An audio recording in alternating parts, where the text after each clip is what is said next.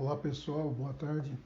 Eu resolvi gravar essa live porque hoje de manhã eu recebi a notificação referente à publicação da Lei 14.365 de 2022, que ele alterou o Estatuto da Advocacia, o Código de Processo Civil, o Código de Processo Penal. Eu queria tratar de alguns pontos dessa lei aqui, que eu achei mais relevante para tratar nesse primeiro momento, que tem muito a ver com a atuação do advogado.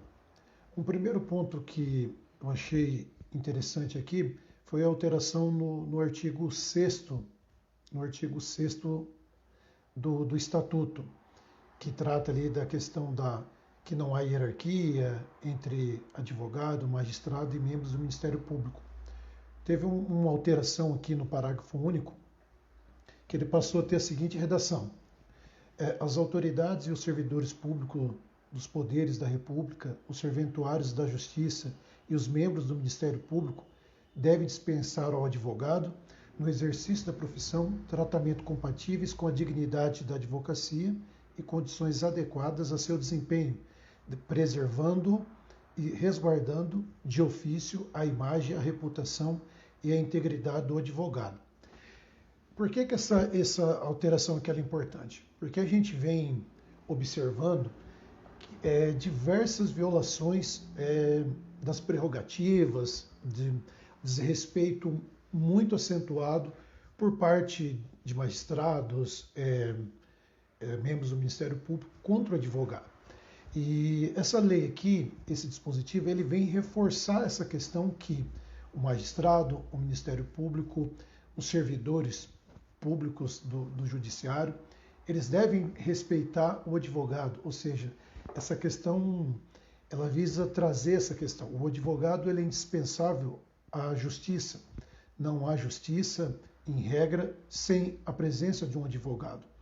Então, e essas violações que vêm ocorrendo, inclusive teve uma situação agora no Rio de Janeiro contra o advogado, inclusive aqui de Curitiba, onde isso mostra bem esse desrespeito das prerrogativas, uma forma de tratamento desrespeitosa, como se o advogado estivesse fazendo algo errado no curso de um processo. Então, essa alteração aqui no artigo 6º do Estatuto, ela é muito importante nesse sentido, né? Que reforça essa necessidade desse respeito, né? E do advogado ter a sua imagem, a reputação, a integridade resguardada. Ou seja, isso demonstra, novamente, o legislador vem com essa alteração, demonstrar essa importância de ter esse respeito ao advogado no exercício do seu munus, do seu trabalho. Uma outra alteração que está no artigo 7º do Estatuto, que tem a ver com o uso da palavra.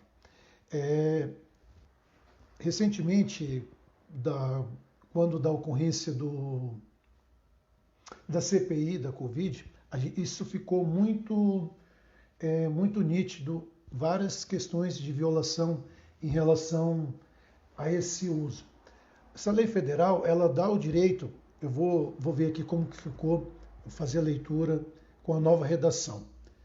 O advogado, ele tem o direito de usar da palavra, pela ordem, em qualquer tribunal judicial ou administrativo, órgão de deliberação coletiva da administração pública ou comissão parlamentar de inquéritos, mediante intervenção pontual e sumária, para esclarecer equívoco ou dúvida surgida em relação a fatos, a documentos ou afirmações que influam na decisão.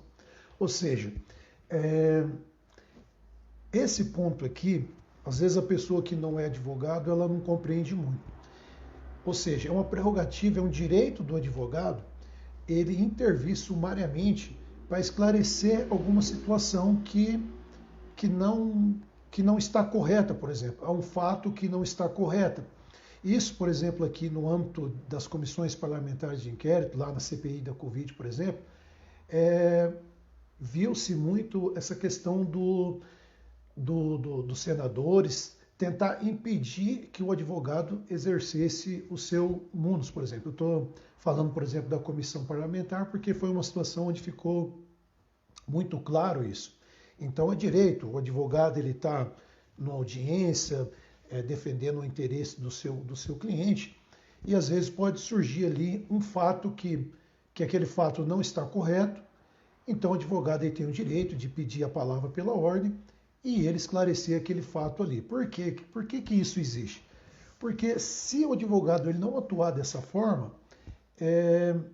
ele vai estar prejudicando os interesses do seu cliente. Então, às vezes é juntado um documento que precisa ser esclarecido alguma situação, ou é feita alguma afirmação que não condiz com a realidade fática do processo. Então, por isso que existe esse direito. Então, aqui não há uma liberalidade do magistrado ou da pessoa que esteja conduzindo um processo administrativo, ele deferir ou não esse direito. Porque o advogado ele tem um direito e pronto, ele vai simplesmente pedir a palavra pela ordem e vai esclarecer aquilo que ele tem que esclarecer. Então, essa redação aqui, ela foi melhorada, né, no inciso 10 do artigo 7º, por esse motivo. Essa questão, eu creio aqui que a questão da CPI da Covid foi um dos pontos que fez com que tivesse essa alteração aqui. Um outro ponto ainda no artigo 7º diz respeito aqui à questão da inviolabilidade, da destruição de alguns documentos que são colhidos. Eu vou ler a redação aqui.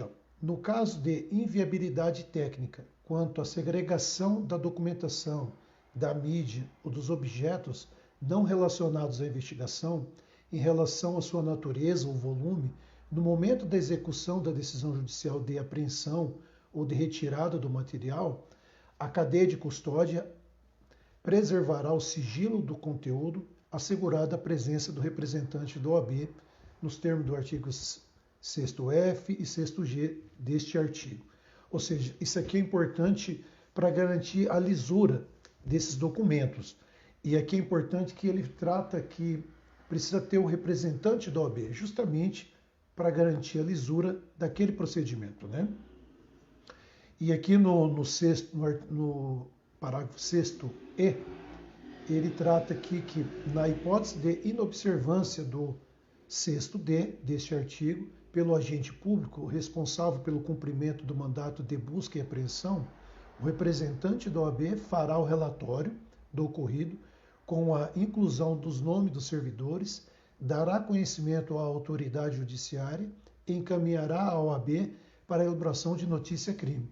Isso é muito importante, essa questão aqui da atuação, fortalece ainda mais a OAB, né, dá mais força para a advocacia nesse sentido. Um outro ponto também que ele é muito, muito importante de alteração, é essa questão do 6º-I, do parágrafo 6º-I, que trata sobre a vedação do advogado efetuar a colaboração premiada contra quem seja ou tenha sido seu cliente. Ou seja, na época, por exemplo, da Lava Jato, teve notícia de muita pressão sobre o advogado, né, ameaças para que iria acabar com a vida do advogado, com a carreira do advogado, se ele não efetuasse uma colaboração, ou seja, aquilo que o cliente ele vem aqui no escritório e ele fala para o advogado é protegido pelo sigilo profissional. Ou seja, ninguém pode obrigar o advogado a depor sobre aquilo, ou seja, falar sobre aquilo que o cliente ele veio aqui e falou. É por isso que existe essa proteção, essa inviolabilidade. E aqui, o parágrafo 6º-I, ele veio ratificar isso de uma forma mais incisiva, ou seja, ele vem aqui dizer claramente que é vedado agora o advogado ele efetuar essa colaboração premiada. Então, isso aqui é muito importante, é um avanço significativo, porque agora o membro do Ministério Público ou qualquer outra pessoa não vai poder ficar pressionando o advogado para poder fazer essa colaboração premiada. Um outro ponto também, que também era uma questão muito controvertida, era questões aqui relativa a quem que julgaria uma eventual sobre a prestação de serviço, sobre se o advogado ele prestou corretamente o serviço ou não. Essas questões, antes havia muito uma interferência dos magistrados, até mesmo do Ministério Público, né? A pessoa eventualmente entender que o advogado, porventura, não ter prestado o serviço adequadamente, ou o próprio magistrado ele tentar intervir de alguma forma. E aqui essa alteração, ela vem trazer um reforço nesse sentido, que, deixa eu ver aqui, ó. Deixa eu voltar aqui. Que agora, isso é o parágrafo 14. Cabe privativamente ao Conselho Federal da OAB, em processo disciplinar próprio, dispor, analisar e decidir sobre a prestação efetiva do serviço jurídico realizado pelo advogado. Ou seja, agora que a lei federal deixa clara que compete privativamente ao Conselho Federal da OAB, não mais o magistrado ou ao Ministério Público querer intervir nesse ponto.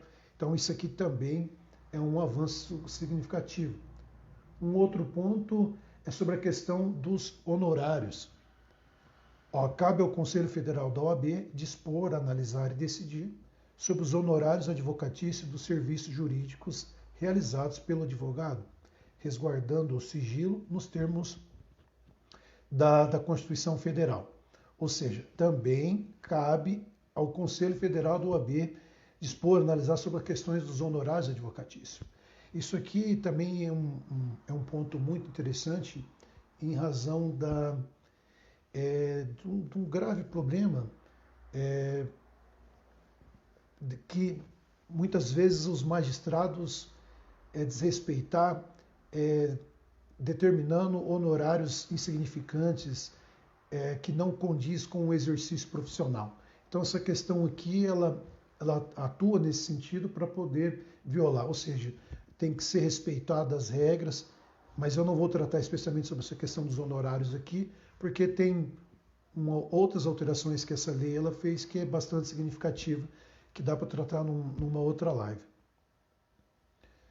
Um outro ponto aqui interessante diz respeito ao artigo 7º-B, ainda do Estatuto, que fala sobre os crimes de violar os direitos ou prerrogativas do advogado, que agora a pena ela aumentou para 2 anos de 2 a 4 anos e multa.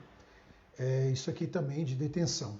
Isso aqui também porque a pena era mais baixa, era insignificante, ou seja, busca tentar coibir, né, que os agentes públicos violem algumas prerrogativas que está aqui no Estatuto da OAB. Então isso aqui é muito importante, essa alteração, essa ampliação aqui dessa pena, para fazer com que o agente público ele perceba que ele deve respeitar a lei e, consequentemente, o advogado no exercício da sua advocacia. Bem, basicamente aqui. Uma outra alteração que eu queria colocar, que isso aqui também é bem interessante, trata do artigo 24A, que ele tem a seguinte redação. No caso de bloqueio universal do patrimônio do cliente, deixa eu ver aqui, deixa eu retomar, travou aqui alguma situação. Retomando, a questão do artigo 24A, ele tem a seguinte redação. No caso de bloqueio universal do patrimônio, alguma coisa aqui está travando, deixa eu retomar. É a questão do artigo 24A. No caso de bloqueio universal do patrimônio do cliente, por decisão judicial, garantir-se-á ao advogado a liberação de até 20% dos bens bloqueados, para fins de recebimento de honorários e reembolso de gastos com a defesa, ressalvadas as causas relacionadas aos crimes previstos aqui. Ou seja, aqui é uma situação muito problemática, que até a promulgação desse artigo aqui, que acontecia? O cliente tinha um volume de patrimônio, aí vinha uma decisão judicial, bloqueava todo o patrimônio da pessoa, e aí a pessoa não tinha nenhuma liquidez para poder pagar o advogado, constituir um advogado da sua confiança. E isso essa situação gerava diversos transtornos. Inclusive, teve um caso de repercussão nacional aí, de uma questão criminal que é, tratou muito bem disso, que a pessoa ela teve seu patrimônio, mais de 30 milhões bloqueado, e a equipe de advogado acabou não conseguindo atuar justamente porque a pessoa não conseguia pagar, sendo que ela tinha um patrimônio ali bloqueado. Ou seja, agora com o artigo 24A no Estatuto da Advocacia aqui, tem essa previsão de ser liberado esses 20% para poder justamente que o advogado, a pessoa possa constituir o advogado da sua confiança e ter o direito constitucional da defesa. Bem, basicamente aqui nesta live era isso que eu queria tratar. Se você gostou aí desse conteúdo, curte aí, deixa um comentário. Eu vou gravar uma outra live para tratar de outras alterações, questões aqui relativo ao trabalho do advogado em si, como associado, como empregado, algumas alterações importantes, né, para o advogado, mas eu vou gravar numa outra live. Basicamente, essa aqui são as primeiras impressões, e se gostou aí, compartilha com um amigo, marca um amigo. É isso aí, beleza? Obrigado, pessoal, até a próxima.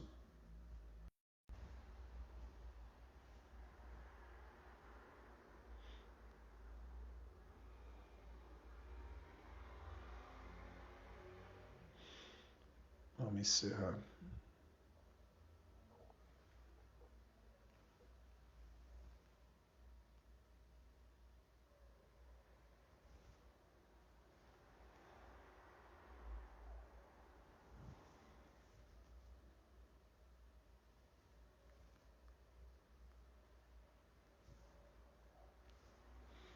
Não estou conseguindo encerrar aqui.